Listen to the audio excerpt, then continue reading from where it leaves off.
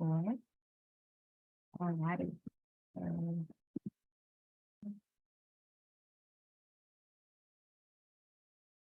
can everyone see my screen? Is that all good? All right, great. So let's start. All right, so before we begin, I just want to first give acknowledgement of country. The land I'm delivering this presentation on is on the land of the Gadigal of the Eora Nation, who are the traditional custodians of the land, and I'd like to pay my respects to the elders, both past and present. So thank you all for joining today's webinar on the therapeutic uses of art. And I imagine you are all creative individuals or people who have interest in engaging in art and exploring how it can help with your health and well-being while living with FND. So my name is Sky, and I'm one of the students that are completing placement at FND Australia. And this was a project given by Dr. K on presenting a presentation on an area or topic of interest. So please feel free to discuss or pitch in anything throughout the presentation, because you may all have more insight into tips and tricks that are useful. Okay, so first, what is art? The expression or application of human creative skill and imagination can be seen as art. So it can take in many forms: visually, drawing, painting, sculpting, performing arts such as theatre and dance, to literature, music, and film. So art can take on many different functions and meaning for people, and can be a form of self-expression, storytelling, communication, and a form of therapy. People use it to share their experiences with their world and to connect with others, and can be quite a cathartic thing. And regardless of artistic level or talent, it has been seen that creative activity can help with enhancing mental health, self-expression, and reducing stress levels. Okay, so living with FND comes with many stresses. Individuals are navigating through symptoms, possible comorbidities that are both physical and mental, other factors of financial stress, employment, legal battles, and relationships. And what people find beneficial is to find an outlet or a strategy that can help the body and mind cope with all of these stresses. And with this idea of self-management, we can utilize the different forms of art and see its benefits. Of course, for more specialized programs and interventions that use these creative processes, people can see a qualified art therapist or a music therapist that attend to these emotional, cognitive, physical, and spiritual aspects of well-being. But today we'll look through an OT lens and focus on seeing how art can be used as a capacity building tool. All right, so the benefits of art. So there have been studies showing that when creating and interacting with art, it stimulates the brain to release dopamine, which are happy hormones, and things in reducing trauma symptoms, decreased levels of depression and anxiety. Creative activity has been to increase self-esteem and confidence as it increases productivity, self-actualization, and goes to show that you have the potential to create and engage in something. So art can promote mindfulness and can be used as distraction techniques as it integrates the mind and body and grounds it into the present moment of creative thinking and output. So it is a fun activity people engage in that allows people to feel, improve cognitive and mobility function, and keeps people stimulated. So I touched on distraction techniques in the previous slide. So as we may all know, distraction techniques are coping strategies that take the focus and attention away from a specific symptom or thought. So people who experience symptoms such as functional tremors can use distraction techniques of creative activity that overlay the involuntary movement with voluntary movement.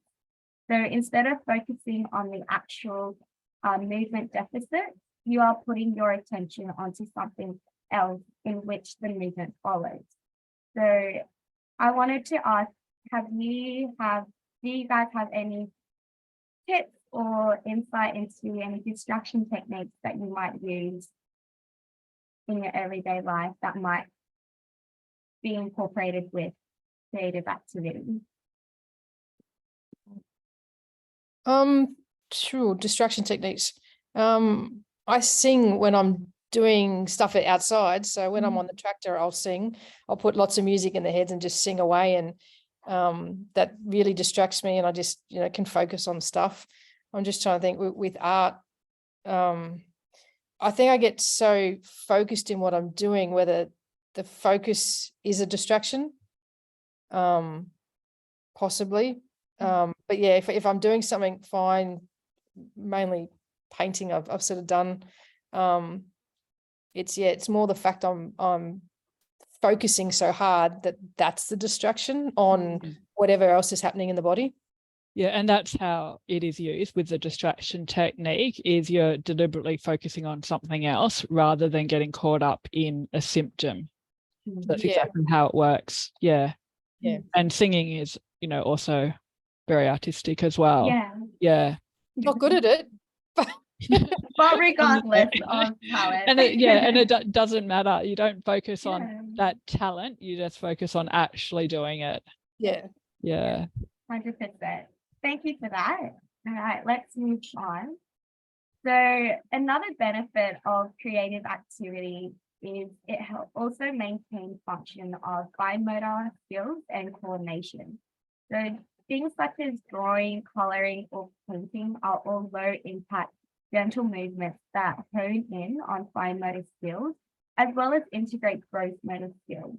Things as simple as moving your arm over a canvas or paper can incorporate these gross motor skills of your upper limb.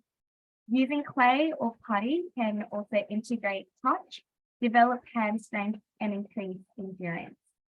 Gentle forms of dancing can also, to different genres of music, can encourage movement and you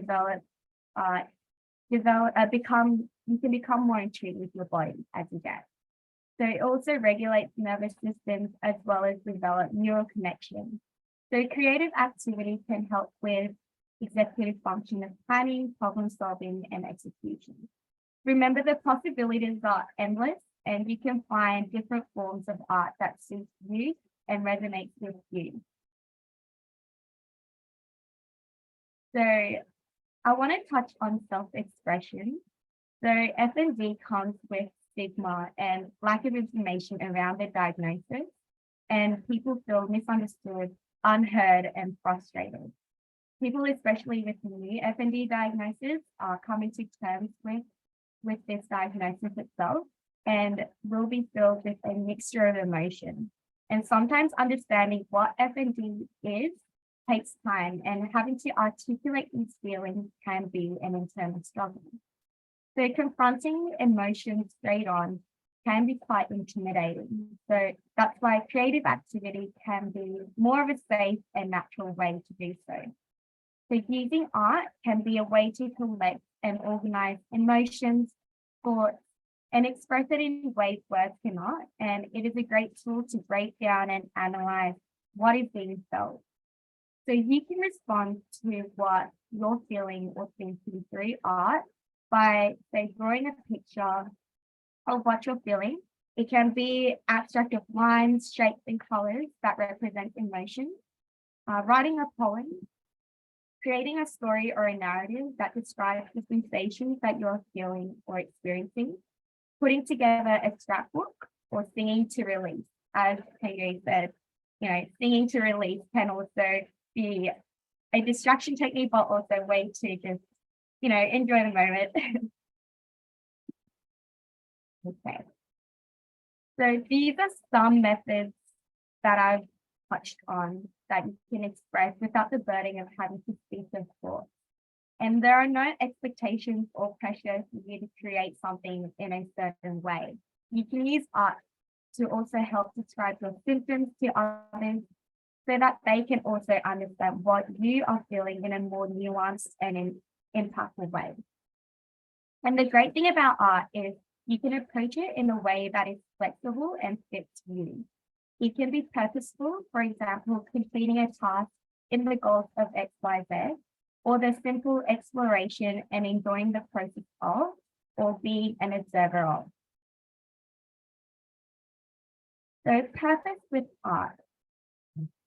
Approaching art with a purpose or having an end goal or outcome in mind. So many people with FND may feel that their productivity has decreased and their symptoms stops them from doing the things they were able to do previously.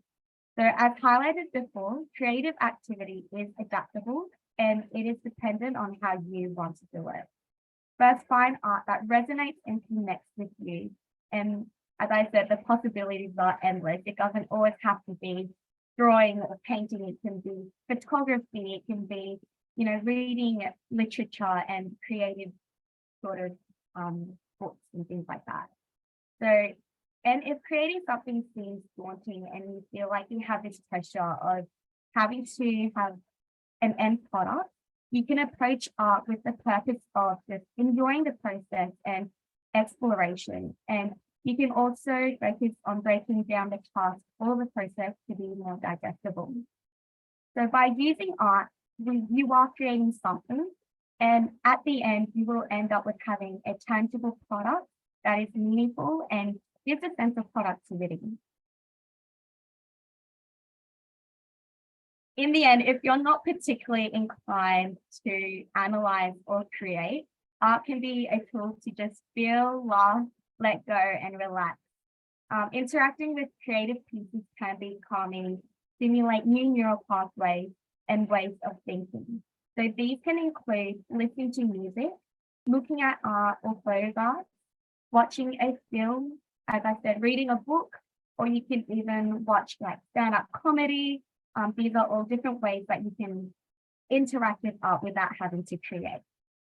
These forms of art can be soothing for many, and I would also want to give an example of how music can be a distraction technique and also a soothing mechanism for someone. So this person reported that when they have disassociation or seizures, then when they turn music on, or when their carer turns the music on, then it would be effective in grounding and relaxing themselves.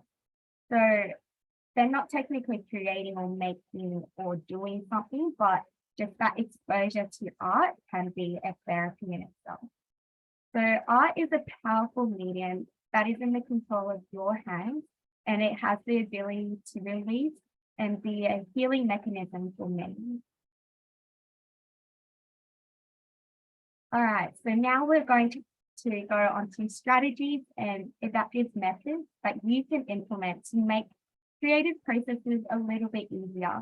I have focused a little bit more on creative activity rather than interacting or just being exposed to art mediums. So I would like to also open up the discussion a little bit later on how, on these kind of areas as well.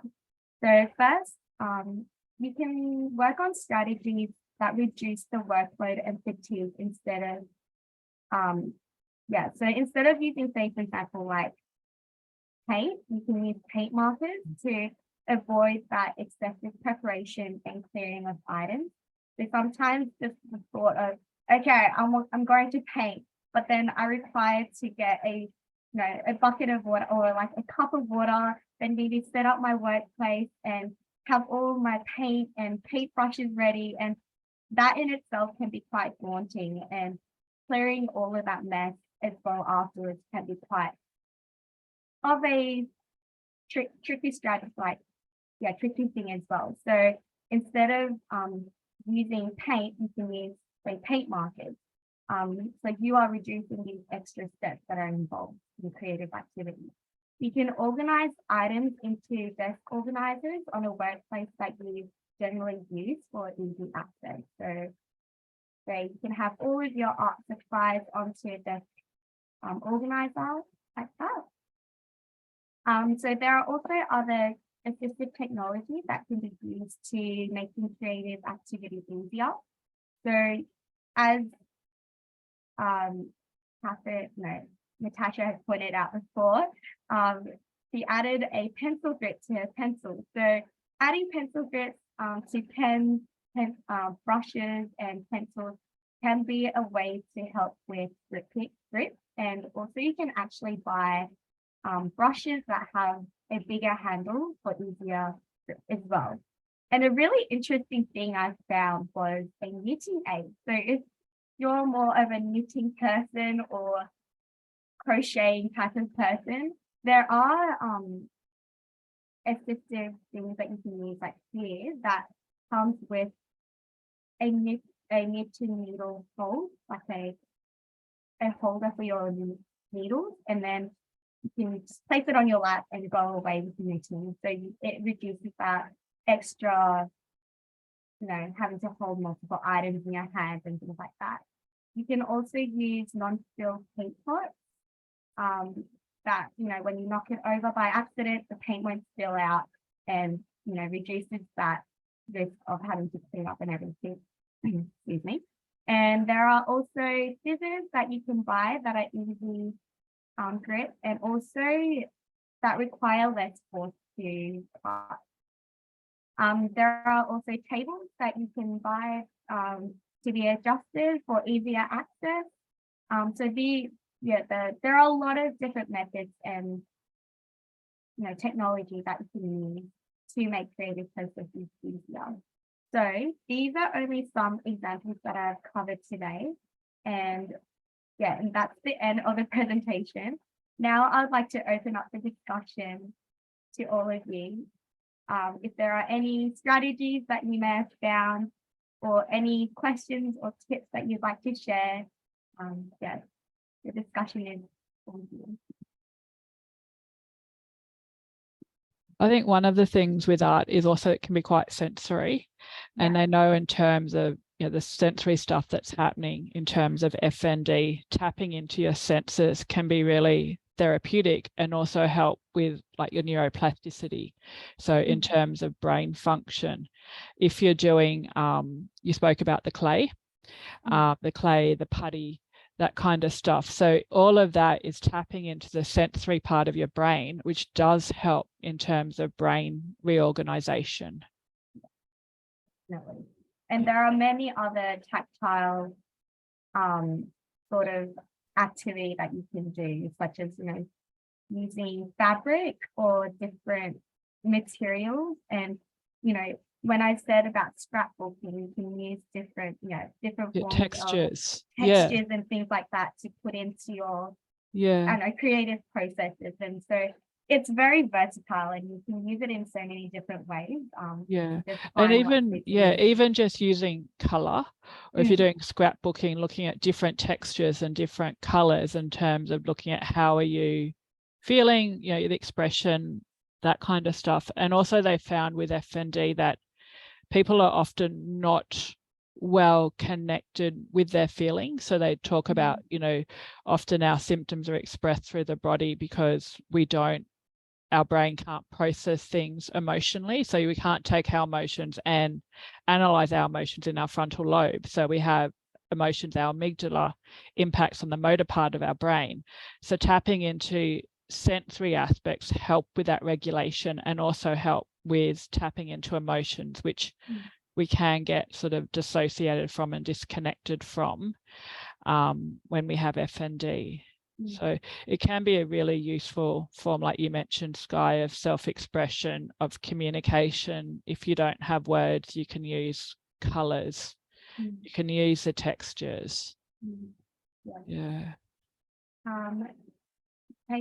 Pedro had a question. So how to write a goal for NDIS planning to include art therapy? So you could look at use of therapies for creativity, for expression. You could also put it down in terms of if you're thinking about, fine motor, so things like upper limb, so using creative activities, therapeutic creative activities to improve upper limb function. So if you make it therapeutic, and NDIS would like improvement, say in function. So if you're saying by using art therapy, it's the way that I can express myself and it's the way that I can improve my upper limb function. So you could frame it in terms of that. May be helpful. It could also be if you are going to, say, a group, if you're doing art in a group, that could be like a social connectedness goal. If you wanted like one-on-one art therapy, it'd be sort of looking at what is the purpose of art therapy for you, and then tying it in that way. So whether it's upper limb, whether it's expression, communication, or is it a social thing? Are you wanting to do it with a group of people? Okay, yeah, that makes sense. Yeah, because trying to write these goals, because I'd like to be able to use art therapy both individual and in group sort of settings. Yeah, to, as you said, that the emotional expressing, trying to tap into stuff. Yeah. But then Well, it could be in words for their goals. It could be a way in terms of goals, improve my capacity for communication through the use of creative techniques such as art therapy. Okay, yep, radio. Yeah. Yeah, so it's the way they word it. It's trying to understand it, and I sort of I want to be able to walk into this planning meeting with, having this knowledge. The Sky's been fantastic, because it sort of started tingly feelings in my head going, oh, hang on a second. But then putting it into the right words to get it. And as that linking those, what you'd like with your goal, and then is so around that. The functional aspect. So it's capacity building. So Sky mentioned art as capacity building. So with NDIS, it's sort of like your core therapies are for things that you can't do for yourself, or you need someone to do for you, like cleaning, etc. And then you have your capacity building goals. So your capacity building goals are around function and how you're going to improve. So I would be sort of looking at, improving your capacity for communication and self-expression through, creative techniques. Or if you wanted to look at, your fine motor function, improving upper limb function through the use of creative mediums. Yep. They're really good keywords, and I think I'll be watching this back again, Sky, to pick up those keywords again. So definitely you want to be talking about with NDIS or your therapy. So I'd probably talk less about therapy, because your therapy budget is a capacity building budget. So your psychology, your art therapy, your music therapy all comes under capacity building. So how is it going to build your capacity, improve your function? Yep. Thank you. And remember, with your NDIS goals, you want them to be quite broad, so that, because there'll be things that come up over the course of your plan that you need to link into your goals, and things, in 8 months' time that you haven't thought about now will come up, and you want to be able to link them to your goals. So trying to keep your goals quite broad. So as you said, like creative therapies can mean a number of things, but and then linking them to those goals. That's good. I'm sitting here writing notes on an iPad next to me, which is good. Thank you. Thank you, Sky. Very informative, and thank you for keeping it short, because my attention span will go. That's all good. I hope that it was useful today's session. Is there anything else that people wanted to ask or share? And Natasha, Natasha, do you have anything to say? Natasha's the most wonderful artist. I've seen some beautiful paintings, beautiful drawings. She did our lovely, people that did our Kokoro Koro program. We've used your horses, Natasha, as part of that nervous system. And it's just so powerful. We had the horses for your connection and when you're grounded. And then we had the horses in flight. And the horses collapse. So Natasha did all those drawings for us. So keep going. When I get a support worker, I actually run them through that. So I've got them up on my wall. And as far as art as therapy, I think it is so therapeutic in even being able to practice the focusing and distraction. And I also started to learn the recorder, much to everyone else's dismay, but it was great with that breathing out thing. Yeah. So I honestly couldn't more highly recommend it. But what today's really done for me is it gone to that technical side and how it does help with the brain, you know, to find new pathways. So thank you so much for putting on the presentation, because it helps multifacetedly by having these kind of presentations. Yeah. And you mentioned about the recorder, and Kylie mentioned about singing. In terms of regulating the vagus nerve, that breathing technique that you use in terms of singing, recording, playing the flute, anything like that, is actually really, really important in regulating your vagus nerve, which is the longest nerve in the body from the brain all the way down. So it's really important in terms of regulating the nervous system. So it doesn't matter if you can't sing well, or you can't play the recorder well, or you can't play music well. It's very, very therapeutic. And the other one even is using a keyboard. So I got a keyboard, which I have no music bones in my body, but in terms of trying to get my left hand to work, it's pretty terrible. But using that keyboard can be very, in terms of a fine motor function, and trying to follow. I've got a keyboard that it plays the song for you, and then the keys highlight, so it comes up in red where you're meant to be pressing it. So you're sort of trying to focus on the using your hand in relation to the music where you're meant to be, and it really does. It's got the distraction, but then it's also got your fine motor functions.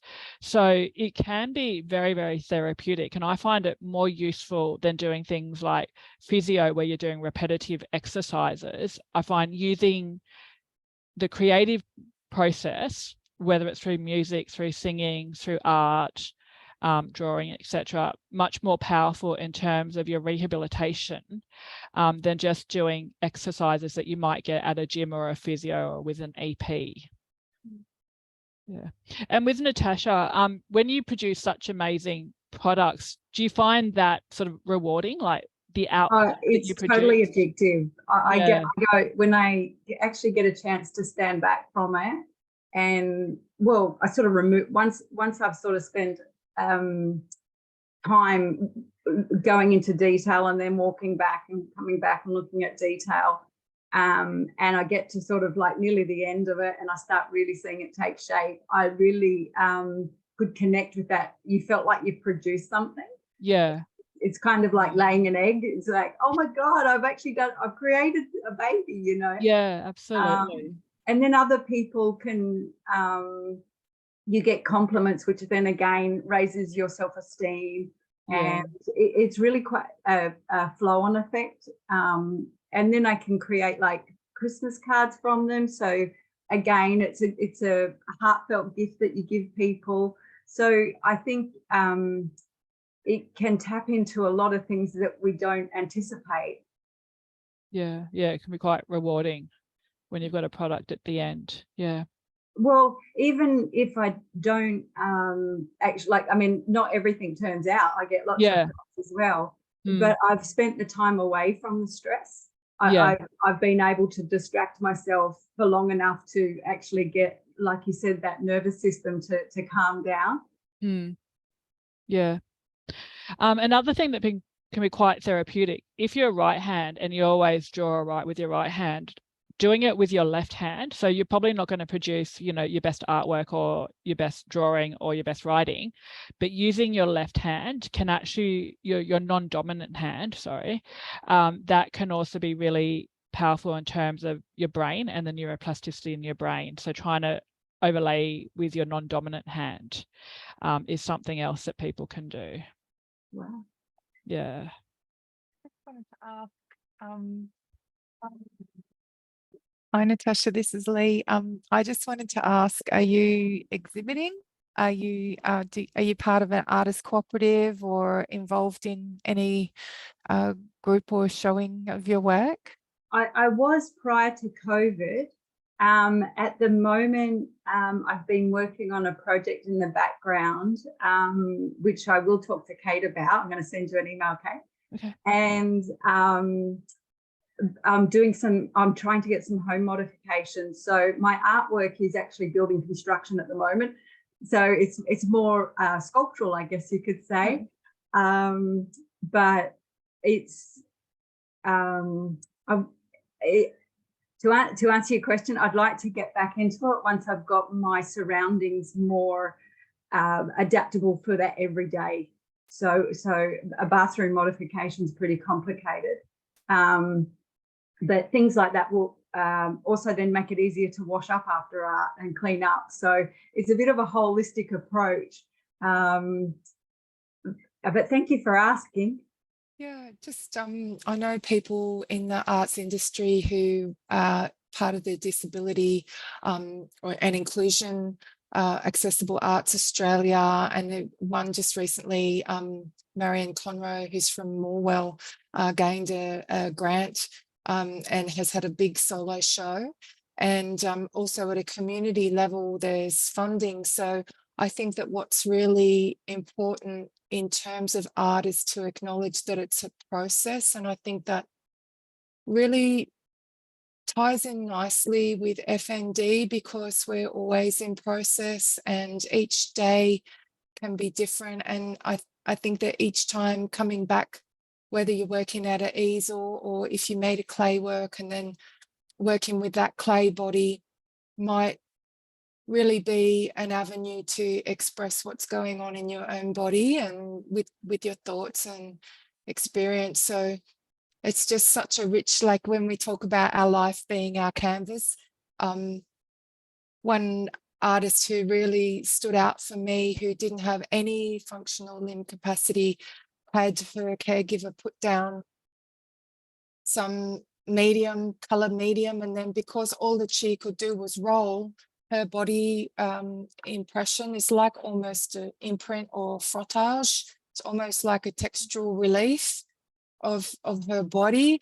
And she had a whole wall in this gallery, and it was such an impressive work. And I feel like no matter what the limitation, there's potential to create and to be communicating meaningfully, expressing through yourself. It's just so wonderful, and I've really enjoyed this presentation, Sky. Thank you so much.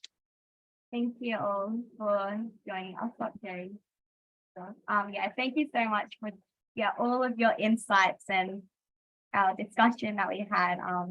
As we can see, art is limitless, and you guys, it has the potential for a lot of different things. So I hope that today's presentation could take away something, and I will also send the slides out to you all so that you can also view it as well as the recording. If there's nothing else that you'd want to add, then maybe we can end for today. That's a good question.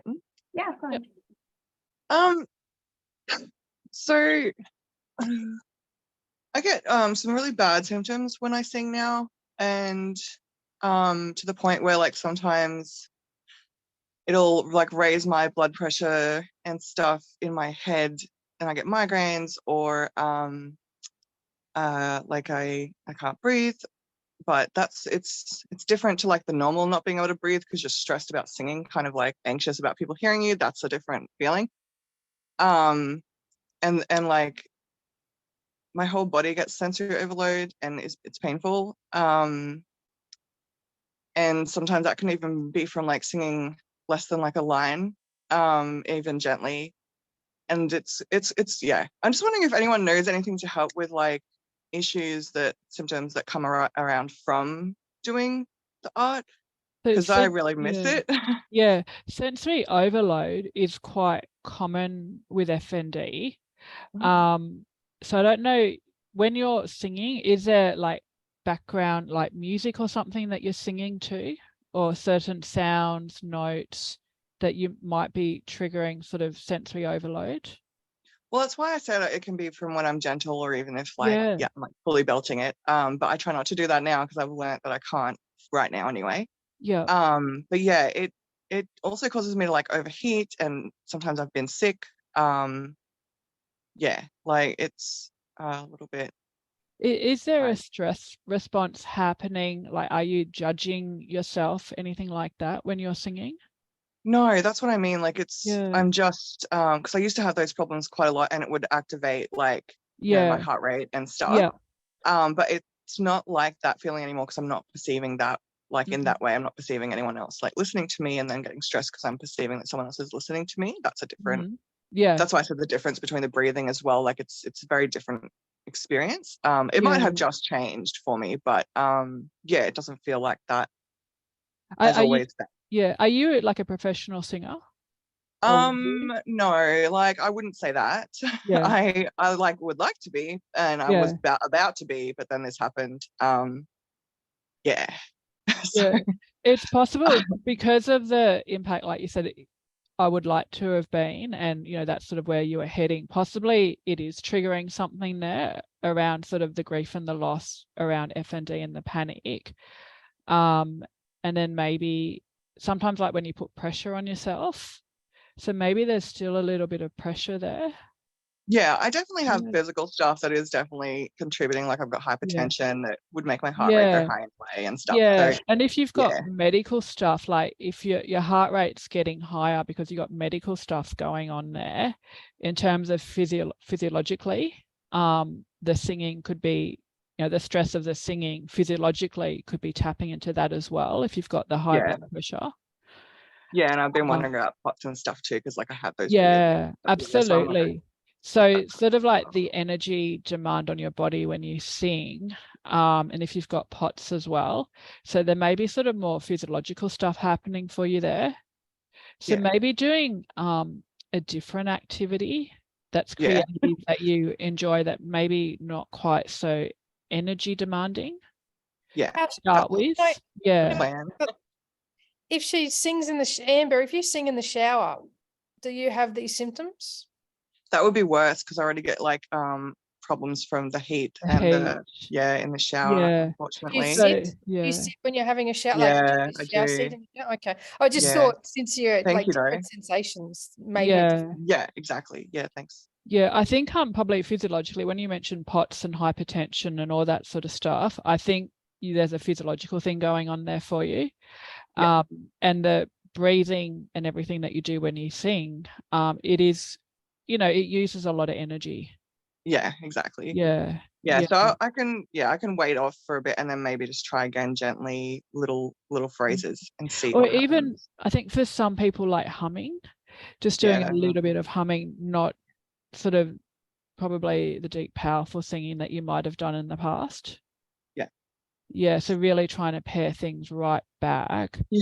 But also looking at, you know, getting your hypertension and POTS addressed as well. Yeah, thanks so much for your help. Yeah. Thanks. All right, any other comments, questions or anything before we wrap up? Thank you. Yeah, thanks for that, Sky. It was no problem. a good topic, you know, and a lot of people do like the creative side of things. And I've definitely had people who said, you know, if I hadn't had FND, I wouldn't have had a chance to explore my creativity and sort of find these new skills. So it is something that can be quite powerful and therapeutic. Yeah. Alrighty. Well, as Sky mentioned, she'll send you the notes and I'll upload the video and share the video so you can watch it again. Cool. All right. Bye for now. Bye.